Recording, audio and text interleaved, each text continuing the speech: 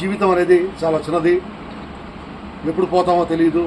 కానీ జీవించినంతకాలం కూడా మన కోసం మాత్రమే కాకుండా మన చుట్టూ ఉన్నవారి కోసం, పొరుగున ఉన్నవారి కోసం, సమాజం కోసం, ముఖ్యంగా ఎవరైతే బాధల్లో ఉన్నవారో వారిని ఆదుకోవటానికి వినియోగించాలి అనేది ఆ దేవుడు మనిషికి ఇచ్చిన ఒక కర్తవ్యం, ఒక విచక్షణ జ్ఞానం.